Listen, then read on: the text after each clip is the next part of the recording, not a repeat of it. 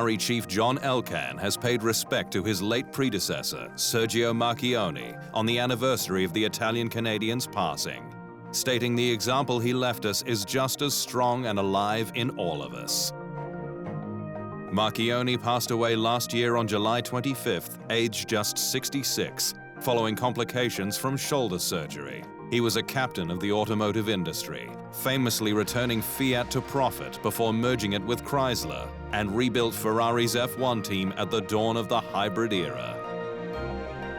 And Ocon said that Marchionne's legacy lives on at Fiat Chrysler, CNH Industrial, and Ferrari as a culture of excellence.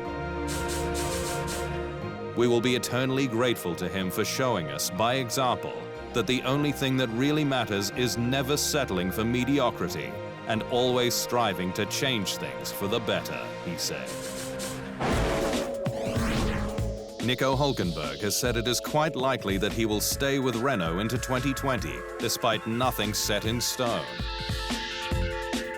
The 31-year-old's future at Renault has been a hot topic, with the German a free agent at the end of the year, teammate Daniel Ricciardo having his measure so far, and rumors that available French racer Esteban Ocon could step in to replace him.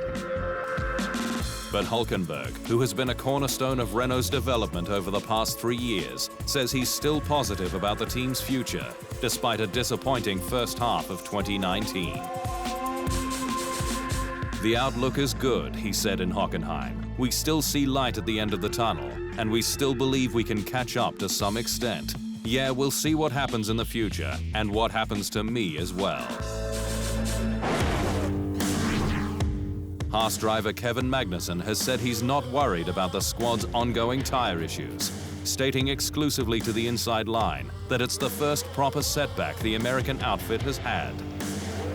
The team has suffered this year with the VF19, despite its searing pace in qualifying, unable to generate heat into its tyres over a race distance with a narrow working range. But Magnussen is not concerned, stating there's still time for a comeback. All the seasons of Haas F1 so far have been like an upward trend. And this is really the first time that the team has kind of had a bit of a setback. And it's only the first half of the season, so I'm not worrying too much, but obviously keen to get out of this situation as quick as possible. And while the team continues to work on solutions, Magnussen has been encouraged by the squad's united approach.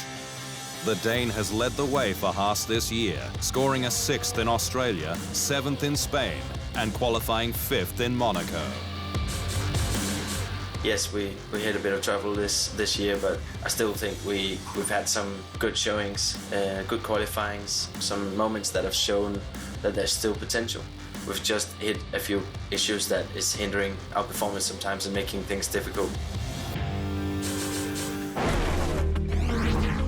Mercedes reserve Esteban Ocon was prepared to race, but ultimately stood down at last weekend's German Grand Prix after 5-time F1 world champion Lewis Hamilton felt unwell ahead of qualifying.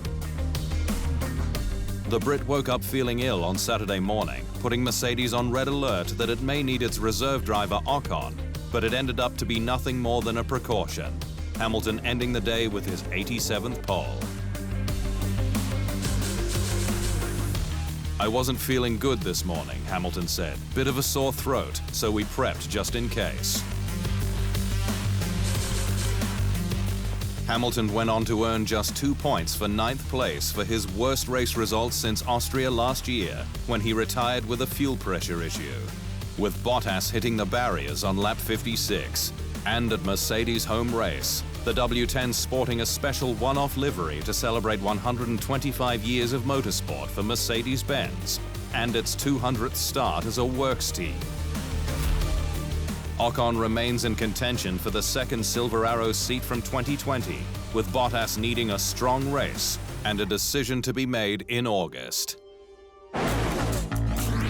Hockenheim has enjoyed plenty of drama across the decades, but things kicked off earlier this year after a bus slammed into the start lights on the Thursday before the race.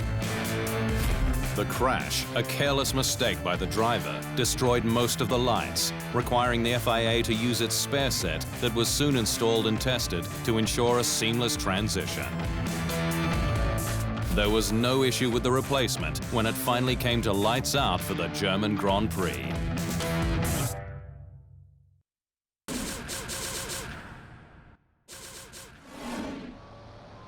Thanks for watching.